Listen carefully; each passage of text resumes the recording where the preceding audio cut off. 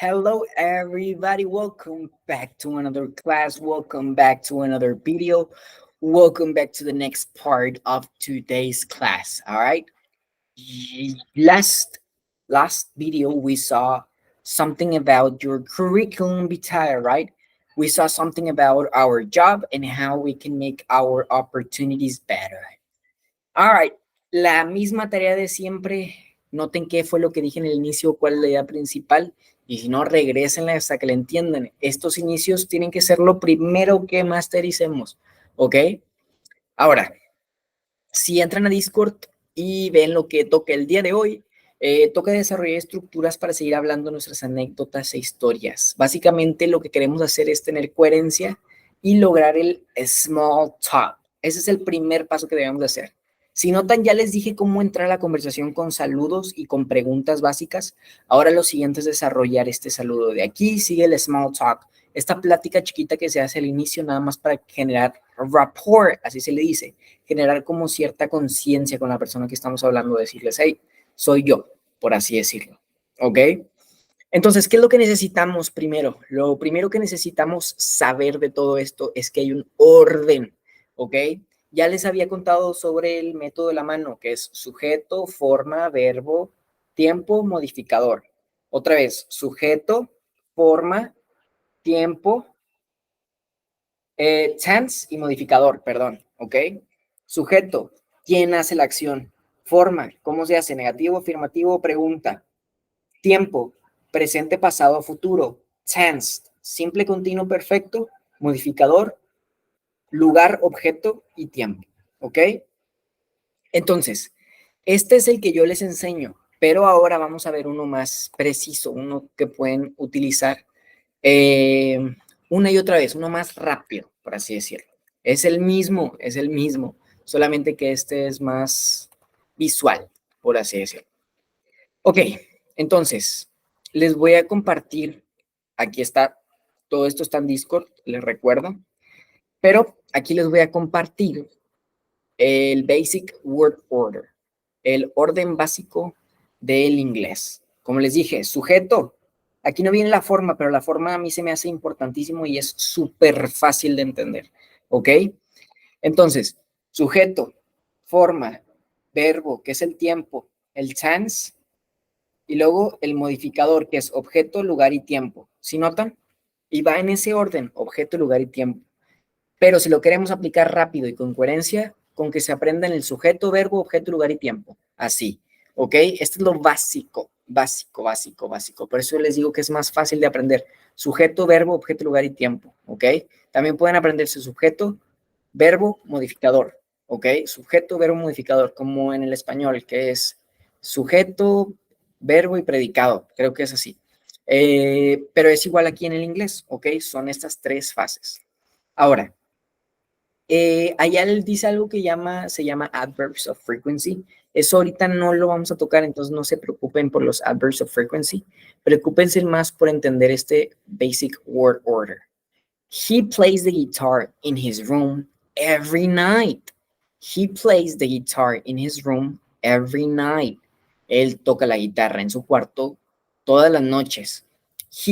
Él, plays, toca, es el verbo, objeto, la guitarra, lugar y tiempo. Quiero que noten que esto es el sujeto, la forma es afirmativo, el verbo es presente, simple, entonces ya llevo estos 4 dedos, y este último es objeto, lugar y tiempo, ¿ok? Noten cómo hay 3 lugares diferentes en su dedo, y ahí es donde entra objeto, lugar y tiempo. Por eso yo me recuerdo bien rápido de ellos, porque ya lo tengo en mi mano. Lo tengo que imaginar, pero ya es una forma en la que sigo, ¿ok?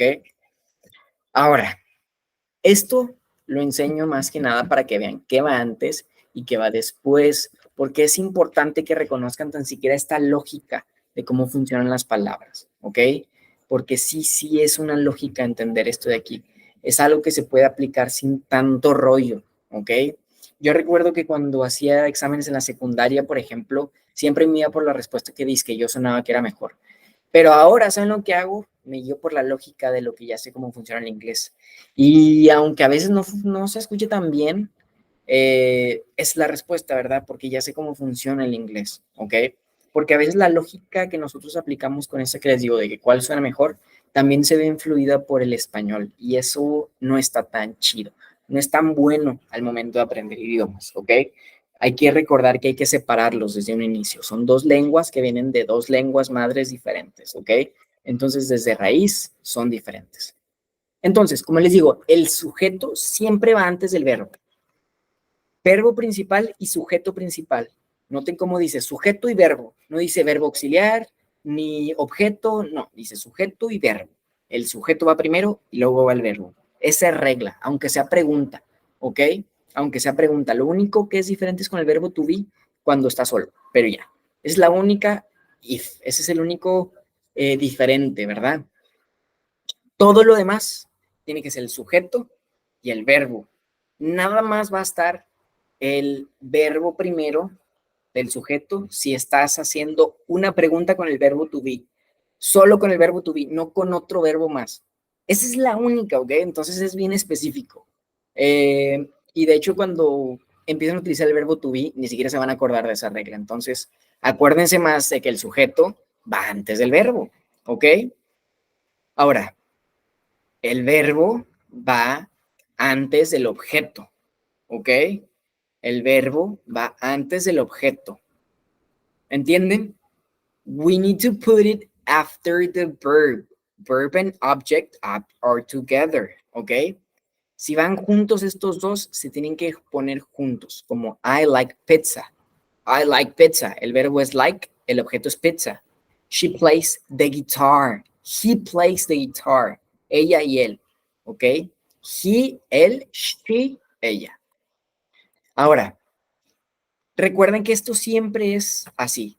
OPT, Object, Place y Time. OPT, acuérdense de esas siglas. Object, Place y Time. Ese es el orden que siempre tienen que seguir para el modificador, ¿ok? Ahí es donde muchas personas se revuelven y como que dicen, ah, pues así mero. Pero no, si hay un orden que te hace sonar mucho más coherente, ¿ok? Mucho más dominante del idioma, por así decirlo. Entonces apliquen este de aquí. OPT, Object, Place and Time. Entonces, este es el Basic Word Order. Me gustaría que le pusieran pausa ahorita y rellenaran este de aquí, ¿ok? El 1 y el 2. Están bastante fáciles, son de opción múltiple, entonces es nada más para que practiquen esto, ¿ok? No les toma ni 10 minutos, entonces pónganle pausa, pim pam, se lo acaban. Y si ya lo acabaron, vamos a continuarlo, ¿ok? Si no, de verdad pónganle pausa, ¿eh? El chiste es aquí aplicar toda esta información. Bueno, si ya hicieron esto, lo siguiente es hablar de las anécdotas. Una vez que ya tenemos la coherencia más o menos y la lógica de cómo contar las cosas, lo siguiente que les voy a platicar es qué tiempo vamos a utilizar para contar cosas, ¿ok? Y ese es el tiempo perfecto. El tiempo perfecto, a diferencia del tiempo continuo, es un poquito diferente, ¿ok? Aquí como lo ven, aunque diga intermedio, eso es algo que debemos entender desde el inicio, ¿ok? Es bien usado. Entonces, sí podemos entender la lógica. Si dice, we use perfect aspect to look back from a specific time and talk about things up to that time or about things that are important at that time. Ok, entonces, esto tiene su chiste. Déjenme les digo. Les voy a dar un ejemplo que yo siempre utilizo de el tiempo perfecto. Si ustedes tienen un hueso roto y yo les pregunto, ¿se han roto un hueso? Ustedes me dirían que sí. Si no se han roto un hueso, pues me dirían que no, ¿verdad? Pero ¿qué significa esto? Que el hecho de romperse un hueso en el pasado está afectando de cierta manera ahora en el presente, ¿ok? Esto es lo que se refiere de look back, de mirar hacia atrás a un tiempo específico y hablar de esa cosa, ¿ok? Entonces yo al momento de preguntarles si han roto un hueso, es básicamente con esta pregunta estoy haciendo un viaje en el tiempo hacia el pasado y los estoy haciendo ver al pasado este momento específico o cosa que está pasando en ese momento, ¿ok? Que son importantes, que en este caso eso es romperse un hueso, ¿ok? Entonces, esto de aquí es bien fácil de entender y más fácil de identificar aún, ¿ok? Mucho más fácil de identificar aún. El continuo, como les había dicho, era el ing junto con el verbo to be. was, were, is, are, am. Y este de aquí es un poquito diferente. No termina con ing. Este termina con el pasado perfecto o el past participle. Ahora, hay de dos, regular e irregular. Así como el pasado simple, en el pasado participio, también hay los mismos. Así funciona el pasado, ¿ok? Como les digo, los regulares terminan con ed y esa es una regla regular que se aplica a todos los pasados, por eso se llama regular, ¿ok? Los irregulares no. Por eso tenemos estos dos ejemplos al inicio, el ed y el left. Left es un verbo irregular y enjoyed es un verbo regular, ¿ok? Déjenme les leo estos dos y quiero que noten cuáles son las cosas que se repiten, ¿ok? Les voy a leer los ejemplos y quiero que vean qué cosas se repiten. Ya les dije que el verbo está en pasado participio, entonces esto siempre se va a repetir, pero quiero que vean el otro elemento que siempre se repite, ¿ok? Nota, tiene una H. Entonces, I have always enjoyed working in Italy. She has left home, so she cannot answer the phone. It was 2006. I had enjoyed working in Italy for the past 5 years. She had left home, so she couldn't answer the phone. Let me read more. They have been married. She has lived. I have seen. I have played. He has written. I've lost. She has gone. Está bien fácil identificar el tiempo perfecto por dos cosas. El pasado participio, que es el ed o el irregular, y el have, has o had.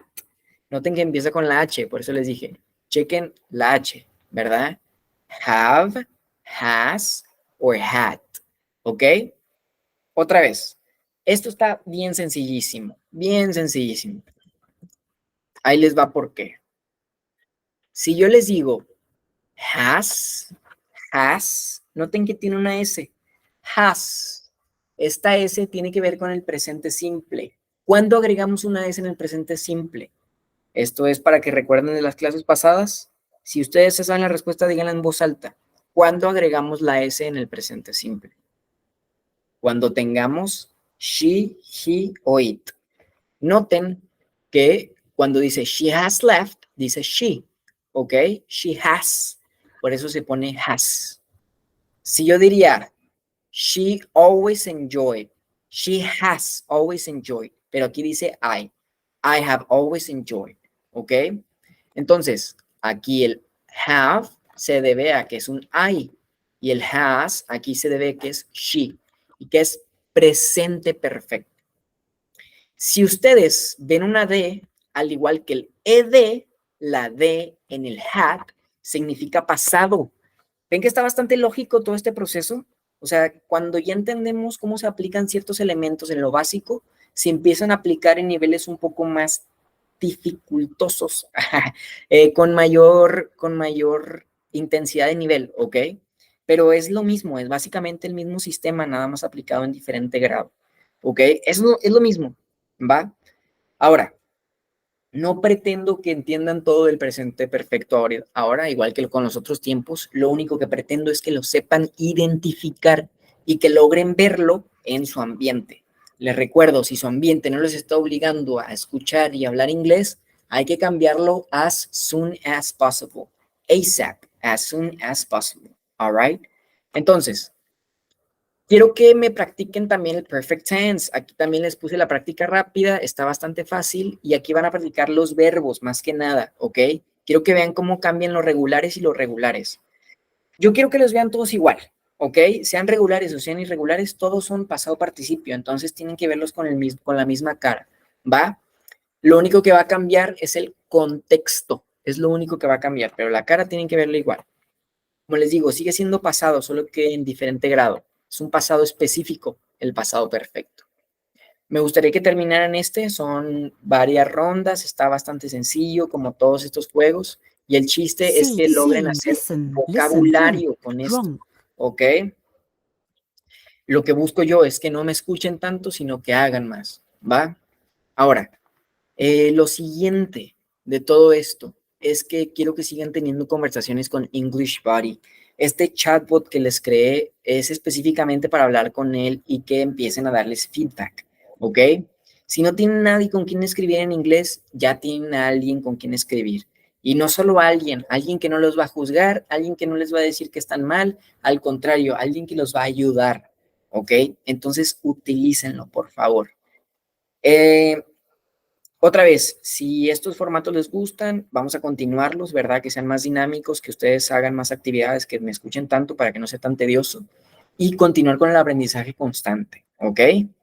Que tengan un excelente día, nos vemos la siguiente clase y espero brindarles más valor, ¿ok? See you on the next class, guys. I hope you have a great day. Sorry for the camera, I didn't know that, but see you on the next class. Bye-bye.